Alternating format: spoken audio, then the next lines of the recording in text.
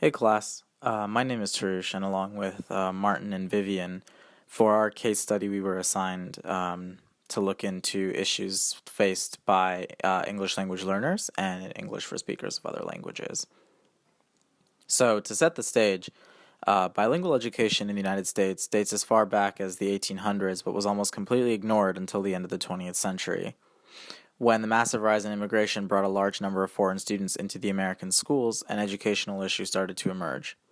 The issues became more pronounced due to globalization of business, which caused further influx of immigrants to the United States and expanded the number of English language learners in K through 12 education. These students had a language barrier that prevented them from learning to their full potential. And because there were so many students falling into this dilemma, people in the education department agreed that these students needed more attention through special programs, hence the immense need for ESL. But this was not officially fulfilled until the government stepped in to implement programs for English language learners about 20 years ago. And also, before we go any further, just to sort of redefine what ELLs and ESOL is, ELLs are students who are not proficient English speakers and are currently in the process of developing their English language skills. And ESOL is used to describe programs outside of preschool through 12th grade settings that are designed for English language learners who seek English proficiency in both social and academic language.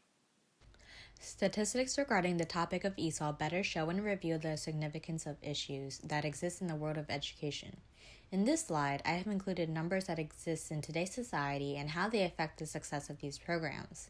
The start of ESOL classes wasn't exactly perfect and was never really prevalent until the United States began to fill with more and more foreigners who believed coming to America would present a better life for them. Because of this, our population has been increasing remarkably with almost 30 million immigrants within the past 3 decades. Although this incredible rise of immigration occurred from 2015 to 2018, foreigners have been entering the American public schools since the 1800s, which is when the term bilingual education was brought to light. The recent rise just puts more of an emphasis on its importance.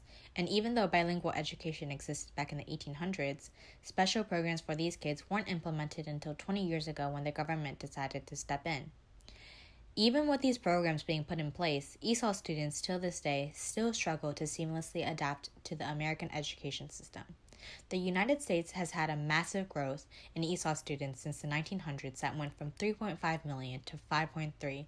Till this day, it is still escalating, and 97% of these kids in these programs don't learn effectively. Because they don't learn successfully as the programs mean for them to, only 63% of them graduate from high school, which is poor compared to the overall rate of 82%. On top of that, about half of the ESOL students have a specific learning disability. This is more than the average of 38% of students who are not English language learners. If the numbers in these statistics don't come to a minimization, then the bilingual education system will never truly show improvement, and that will bring down the academic statistics as a whole. So, a couple points about ESOL's history. Since the 15th century, ESOL was a part of education for immigrants and various descents who spoke many different languages, such as Russian, Spanish, and French, who came here to seek new life and to find new opportunities to grow and expand as individuals. Many immigrants lacked an understanding of the English language and needed to be educated in the native language in order to survive. Once ESOL was established in the early 1900s, there were a couple main goals of ESOL education. So, a couple of these goals were to promote education for children who came abroad, create a bilingual education for minority groups, specifically Spanish and Black communities that came from Africa and other Latin countries. Bridge gaps between poor and rich classes. Poor were usually the minorities, the whites were the majority, and to create a diverse demographic within the United States in response to the influx of immigrants, as well as the racism and the economic inequality that many more minorities had. So, some important dates that helped create benchmarks for the growth and expansion of the ESL education began with the No Uniform Language Policy of 1825, which was one of the first documented policies for ESL education. Basically, the policy focused on gearing bilingual education towards language minority groups, where there were more minority groups in various areas in the U.S. They would focus their attention there rather than areas that did not have a vast diversity of different minority groups. Fast forwarding into modern times, we have the No Child Left Behind Act, which is basically the act of 1965 that appropriated funds to states to help improve the education of limited English proficient students by having them learn English to meet the academic standards through the challenging courses that they had to take, as well as learn English.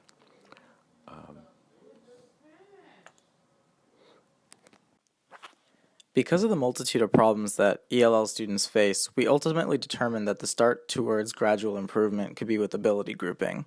Ability grouping, sometimes referred to as tracking, is the practice of grouping children together by their talents or strengths in the classroom. The two most commonly seen forms of ability grouping are within class groupings and between class groupings, which, as the name suggests, is the practice of separating students into different classes or courses based on their respective abilities. Some benefits of ability grouping include allowing teachers to tailor the pace and content of instruction to the students' needs. The scope of the solution would start at a fairly early point in the English language learner student's education, say around kindergarten or first grade. The solution involves also grouping non-English language learner students by their respective abilities for the sake of parity and equity. The idea is to split students into smaller groups where they can learn the language and effectively catch up.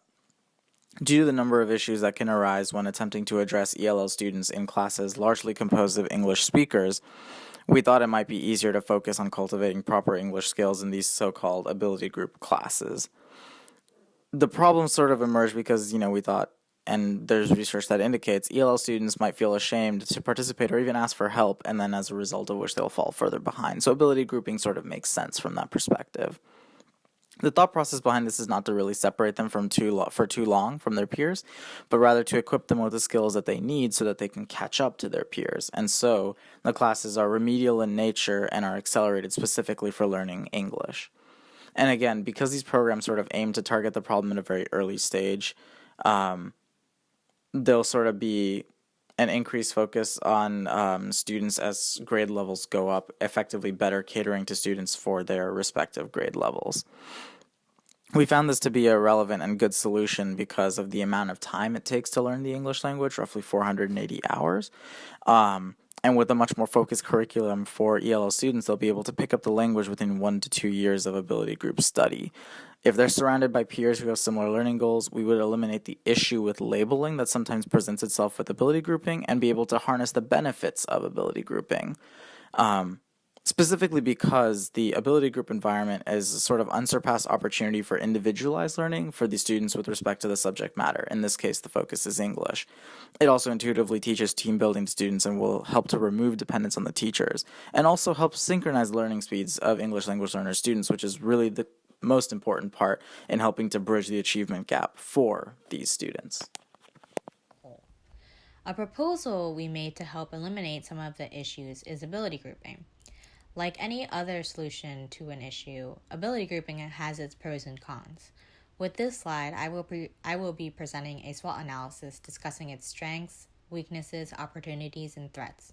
Since this is more of a persuasive assignment, I won't want to go too much into detail when I talk about the weaknesses and threats, but I will still mention them.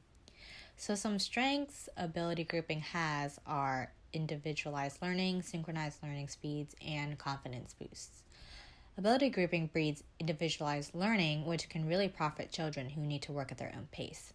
When it comes to larger classrooms, teachers will have a difficulty providing individualized attention since they will have to give equal attention to all students present in the classroom.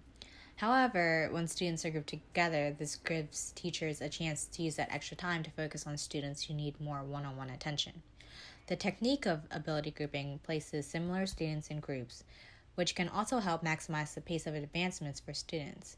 Since the children in the small groups are all practically on the same intellect level, no one has to worry about falling behind or being too far ahead of the rest of the class. Normally, in a larger sized classroom, the students who excel would need to wait for the slower students to understand the material, which then loses their time and rate of growth and development. When things like this happen, the slower students tend to feel inferior with the presence of the more educated ones. Confidence is a big factor in academic scores, and if they begin to feel uncomfortable, then that may prevent them from asking a question in fear that they may be holding up the whole class or just judgment in general. On the other hand, when students are aware that others around them learn at the same steady rate, it boosts their self-confidence and determination, letting them learn without concern. Now, of course, ability grouping is not always the best option to improve the issues in ESOL classes. Students who get separated into groups may second guess themselves and wonder why they weren't placed in the group of a certain level, which then leads to feelings of exclusion and anxiety. Having done this, teachers may also expect something different from the groups based on their level of intelligence. Teachers of a group filled with lower level students may expect less, believing that they are not talented enough to go to a certain point in the curriculum. This then produces the inability to move forward. Students might then get accustomed to learning at a slower rate, preventing them from advancing as they grow older. Despite the weaknesses ability grouping may have, it also offers opportunities that are hard to pass up on. Not only are there opportunities for students, but there are also opportunities for teachers. Student opportunities include being challenged and working on team building, while the teacher opportunity includes a more free teaching format. Ability grouping lets students be challenged and pushes them to perform at their highest capability. Those who progress quicker through a course can be challenged when they are surrounded by others of the same ability level.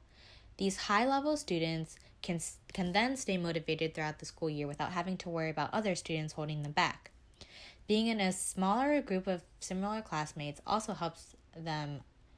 gives them a chance to work together and work on intuitive team building. The idea of grouping students together will help them get to know each other more and show that their classmates are more friends than competitors. For teachers, the ability grouping can give them an advantage when it comes to their teaching format. They have an advantage when it comes to ability grouping in the sense that they have more freedom in their teachings.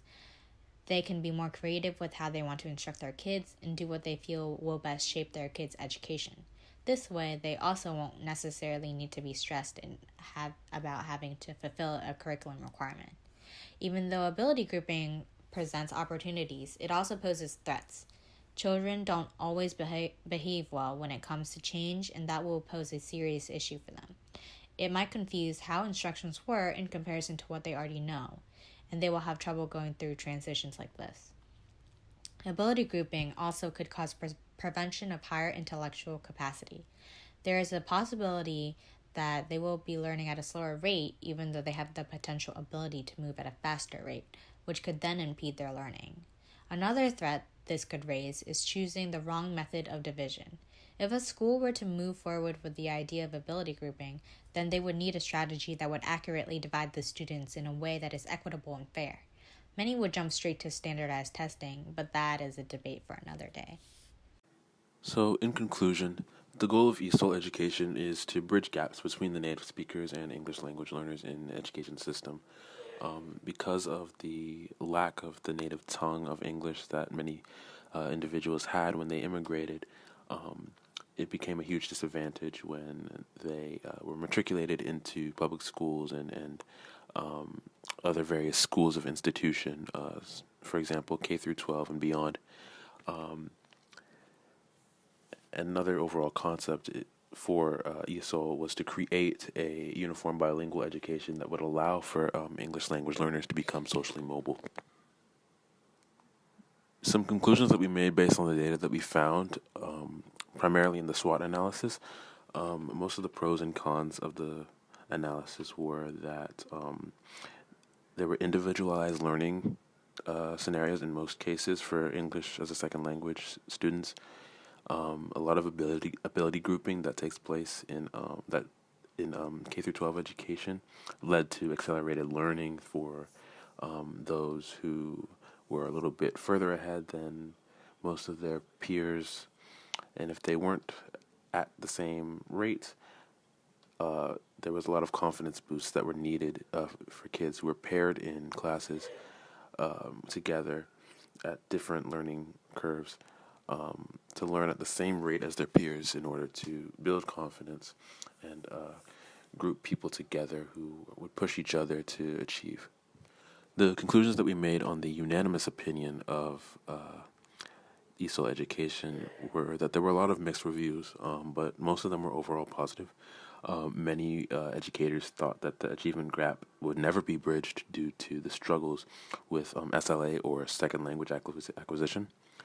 The SWOT analysis that we've done gives the pros and cons of regarding the effectiveness of ESOL education in classrooms. A couple of the pros were that students would be challenged and individualized learning once again, and it was unanimous that these ideas were beneficial to ESOL students. A couple cons were that there was a difficulty with like dividing the class up in various schools to better the chances of ability grouping that is fair and just. So when you divide the class up, it's really hard to gauge which student is at a specific level unless they're tested, either individually or as a group. And finally, the future implications that we concluded were mostly social mobility. So if the ESOL program continues with the curriculum that they've worked with, the No Child Left Behind Act, other various policies that are put in place today and in the past, they would be able to flourish and create a bilingual population for students who are marketable, capable of speaking two languages, and would also greatly increase their chances of gaining employment, becoming productive members of society, and being able to slowly but surely bridge the gap between the minorities, non-native English speakers, as compared to native English speakers.